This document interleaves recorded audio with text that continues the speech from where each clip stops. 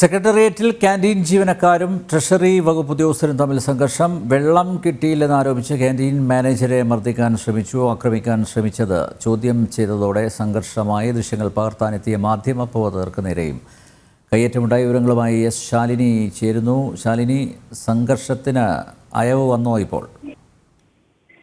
അനിൽ നമ്പ്യാർ, സംഘർഷത്തിന് അയവ് വന്നിട്ടുണ്ട്. ഇന്ന് ഉച്ചയോടുകൂടിയാണ് ഈ സംഭവം തിരുവനന്തപുരം സെക്രട്ടേറിയറ്റ് പരിസരത്ത് നടക്കുന്നത്. ട്രഷറി ജീവനക്കാരും ഒപ്പം തന്നെ ക്യാന്റീൻ ജീവനക്കാരും തമ്മിലാണ് ഈ സംഘർഷം ഉണ്ടായത്.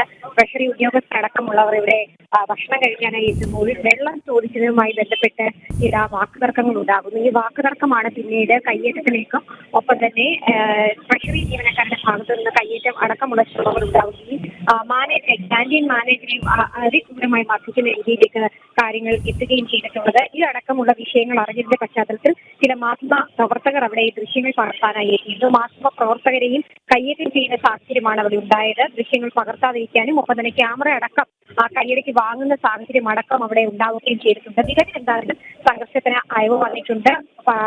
ഈ സംഭവത്തിൽ പോലീസിന്റെ ഭാഗത്തു നിന്നുള്ള നടപടികളും ആരംഭിച്ചിരിക്കുന്നു എന്നുള്ളതാണ് നമുക്കിപ്പോൾ അറിയാൻ സാധിക്കുന്നത്. മുൻപും സമാനമായ വിഷയങ്ങൾ തലസ്ഥാന ജില്ല കേന്ദ്രീകരിച്ച് നടന്നിട്ടുണ്ട് എങ്കിൽ പോലും സെക്രട്ടേറിയറ്റിനകത്ത് അതീവ സുരക്ഷാ മേഖലയാണ്. സെക്രട്ടേറിയറ്റിനകത്ത് ഇത്തരത്തിലൊരു സംഭവം നടക്കുന്നത് ഇത് ആദ്യമായാണ്. സംഭവത്തിൽ ട്രഷറി ജീവനക്കാർക്കെതിരെയും ഒപ്പം തന്നെ ക്യാന്റീനിലെ ഉദ്യോഗസ്ഥർക്കെതിരെയും അടക്കമുള്ളവർക്കെതിരെയും ഇപ്പോൾ അന്വേഷണം നടക്കുന്നുണ്ട്.